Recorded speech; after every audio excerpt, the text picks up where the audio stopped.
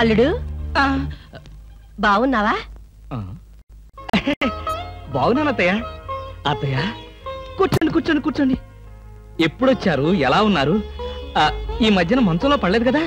ఏమయ్యా కృష్ణమూర్తి, ఇప్పుడు ఇంత సెంటిమెంట్ అవసరం అంటావా? ప్రస్తుతం చాలా అవసరం. అనవసరంగా నోరెత్తావో నో కాస్త చంపేయాల్సి వస్తుంది.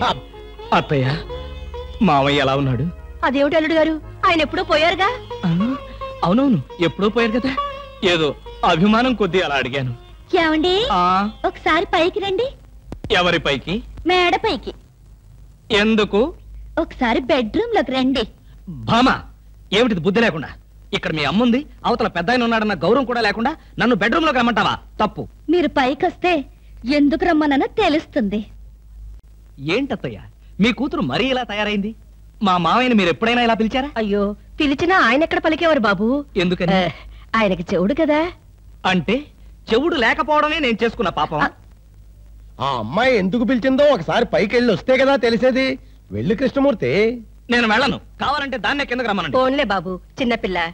అవును, అడగటం మర్చిపోయాను, అమ్మాయిని పండక్కి ఇంటికి తీసుకెళ్ళనా? పండక్కేమిటి? కావాలంటే ఇప్పుడే తీసుకెళ్ళండి. ఇప్పుడు వద్దులే బాబు, పండక్కి పంపించు చాలు.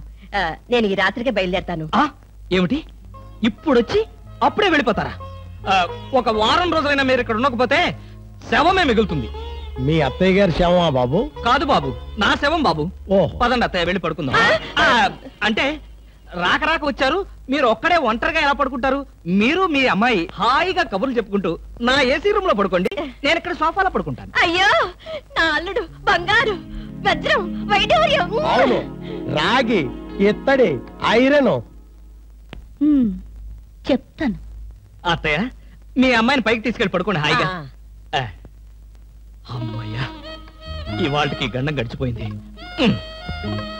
రేపటి సంగతి రేపు చూసుకోవచ్చు.